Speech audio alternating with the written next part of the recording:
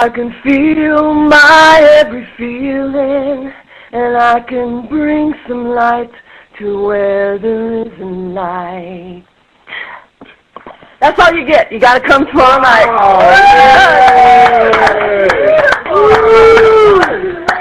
And you know something? There's a comment in the chat room that said, fear doesn't mean anything. No. Being scared doesn't really mean anything, does it? No, I don't think so. To me, it's a kind of a way to measure where I need to be going. Yeah. And it's also evidence that you're living. Yeah. You're alive. And it's something that, fear is something we can choose, just like happiness. You can choose to let it stop you. So it doesn't have to mean anything, but you can let it mean everything if you're not careful. You choose, to move through the fear. You make that shift. And, I've been in my life where I've let fear stop me, You want to tell us about it? Yeah, let's hear it. No, I actually don't. And the reason I don't want to tell you about it yet is because I'm right now moving through something, I have had, since we had that premiere with Woody. Yes, with Woody. And, we met some amazing, phenomenal people who actually have moved through life where there is no fear, where they just sort of go for it. These Olympian medalists, gold medalists, the paraplegics, yep.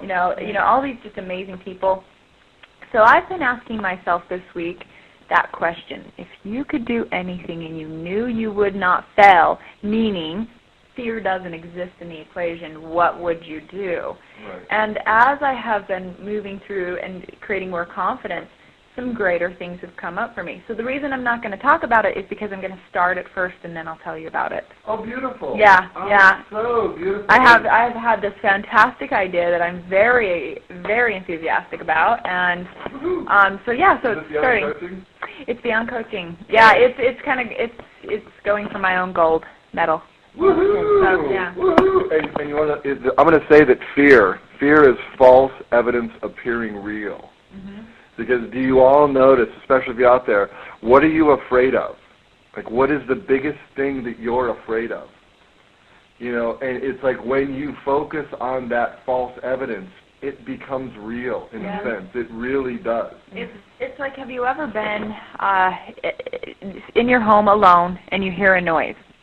And you get all worked up. And you just know the boogeyman is behind one of those doors. You're certain. Under the bed. You just absolutely know. It's 18-inch claws. So you get up. To go up and reach up. So you get up. Rip you in half. You get up. You grab your lamp. Your lamp shade or your lamp stick, and you start walking. Opening up the door and seeing what could this be, and you look out the window and you see that your cat had just knocked over a jar. And all of a sudden, it's like... Whoa. It disappears, doesn't it? It disappears, So awareness is power. And, we move through this false evidence appearing real. Once we see what the truth is, then there is no fear. And we move past it. We can go back to bed. We can rest. We can move forward with our lives. And everything is okay, isn't it? Yeah, everything's okay. And Mary, I imagine too, like the brain tumor, you didn't have much time to contemplate and wonder whether or not it would happen, but you just had the news and you dealt with it, and there you were there. But it's that, sometimes it's that anticipation, and I can only imagine was there any fear when you had that vision that was kind of like, what could this be? What could this be? Was there a difference in once you found out what it was, and it was probably the greatest thing that you could have feared, but you had it, and it's like, okay, now I can move on? Well, that's a really cool question. I've never thought of it, but yeah, actually, when my vision was all bad and I was all scared about it, I had a lot of time to be wondering, what is this? What's happening? And I was in that place of fear a lot more than when I was diagnosed and bam, I'm having surgery. And so, right, yeah, I was just sitting in the worry rocking chair. Right. Yeah. I always call that sitting in your crock pot of disdain, because you just sit there and you bathe yourself in your own misery. Oh, it's horrible. And then sometimes you reach outside and you turn it from medium to high. Right. Oh, it's really bad now. And it's like, what could you have feared it was? possibly a brain tumor. I mean, that could have been the scariest thing that you probably could have thought of, and right? It didn't even enter my mind. No pun intended. No, because I thought, well, I've got a detached retina, I've got something, I'm going to have surgery on my eyes, but I never went to brain tumor once. Oh my gosh, yeah, and you know, my aunt just yesterday had her 4th eye surgery, her 2nd detached retina. Really? In like 2 months. I mean, she's had 5 eye surgeries on both eyes in about 4 months, and she's had 4 with the one eye. Wow. And now there it is. It's filled with gas again. They put nitrous oxide in her eye. And let me tell you, nobody's laughing. Yeah. You know. I wonder what she's not willing to see.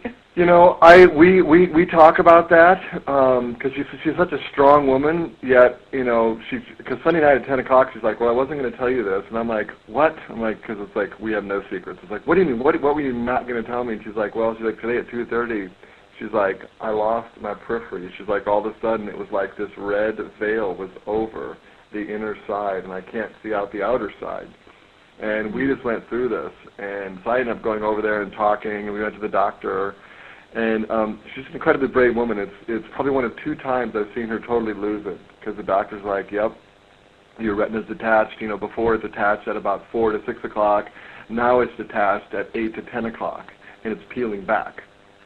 And it's like, yep, like we'll have you in surgery tomorrow. You know, and like, you know, bless the woman, for 20 minutes she just lost it. And it's like, and I really get, like, give her the space. After that, it's like, okay, you know, and then that night we're out for dinner, we're having fun. It's like, I'm having 2 beers. I'm like, have 2 beers. It's like, if that's what you want, have a second one. And we had her in, you know, and it's funny because we walked into the surgical center, because we've been in about every surgical center in the Utah Valley now. So, of course, I walk in, and it's like, yeah, we're here to tour the surgical centers. I said, this is our 4th time, first time here, we hope it goes well. And the lady is just like, they were all so serious, you know, and all these HIPAA rules, or they're called the HIPAA rules. And it ended up just being, and the surgery was 35 minutes. She came out just on top of the world. The doctor yesterday morning said she is doing phenomenal. It's all, attitude gets you altitude. Yeah. You know, and I hear the same thing with you. Yeah.